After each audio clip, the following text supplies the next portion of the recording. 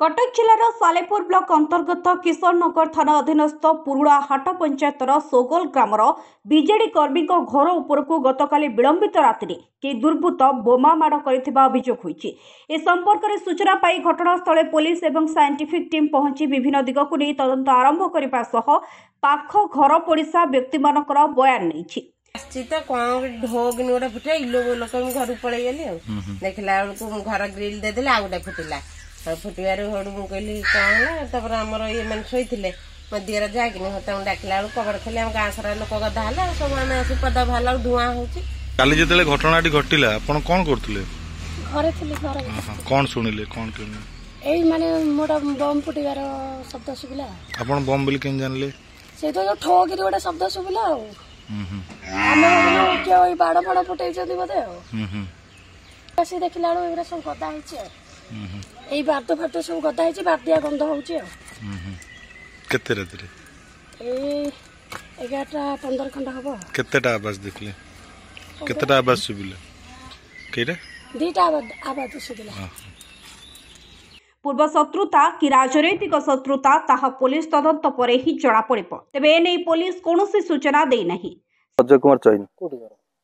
एई घटाए सोगल काली गतकाली रात्रि जो देखिली कौन आम शोलु 11:10 खंडे हम हठात माने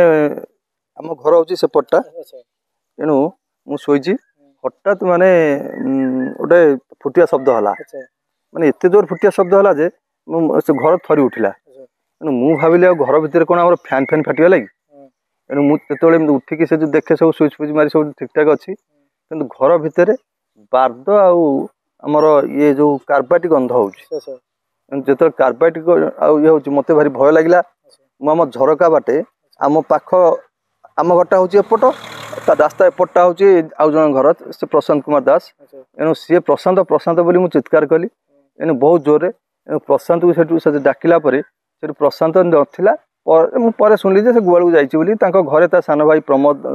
माने पमा आउ घरे सब स्त्री लोक सब उठिले आम उठिला भितर बहुत लोग आसला से देखिलु कागज टुकड़ा टुकड़ा से जो गेट पाखे सब छिटकी पड़ी से मुझे गली कौटिला मो सान भाई दुकान शुए आ गोटे पिला आउ पमा बोली आम गली भी से डाकिक आनली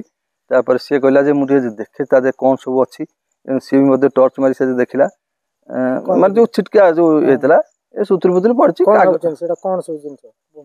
नहीं से बम बोली भावुचु किंतु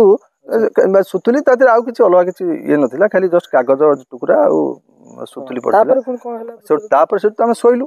शोला नेक्स्ट आउ केत कौन होई पारूनी एणु केतबले भी से काच पुणी आउटे बोमा पड़ी से काच पाच भांगी या तो कथा। सालेपुर अच्युतानंद दीक्षित का रिपोर्ट सबुदिन टीवी।